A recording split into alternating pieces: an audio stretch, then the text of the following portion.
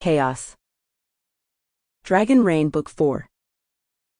Kit Bladegrave. Chapter 1. Craig.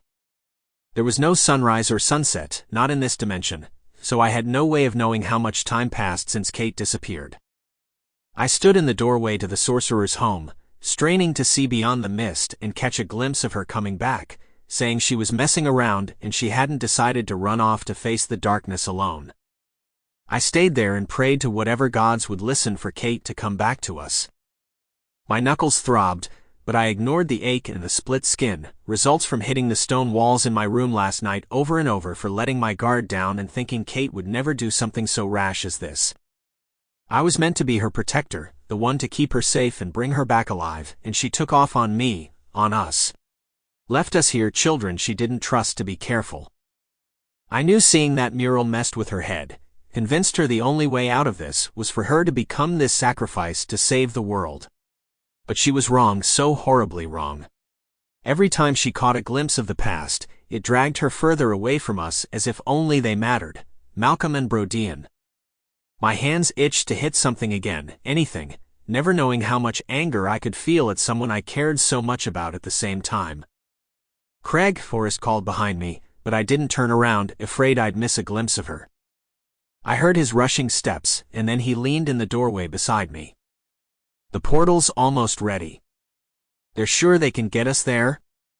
As sure as they can be, I guess, he replied honestly. We'll find her, we have the bracelets, remember? How do you know? I growled. How do you know they'll work? Or that she hasn't already been found by Alice or some other plagued beast? How do we know she's even still alive? I roared in a fury and punched the doorframe, buckling it as pain radiating up my arm, but it helped me focus. So much for not losing it anymore. Forrest's brow rose, but he didn't scold me, smart dragon. If she was dead, we would know, he said quietly. You can't tell me you don't still feel her out there. I closed my eyes as I rubbed my knuckles and thought of Kate, thought of everything she meant to me, and how my blood boiled when I was around her, not with anger, but with the strongest connection I've ever felt to another living being. At first nothing happened, and I was ready to curse Forrest for making me even try, but then... There. Just a spark of power, but it was her. Barely a breath of air, and then it was gone. Fine, she's still alive, I admitted.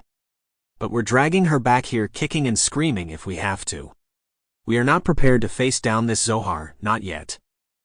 Probably have to knock her out. I don't give a damn. She's coming back with us. Sample complete. Ready to continue?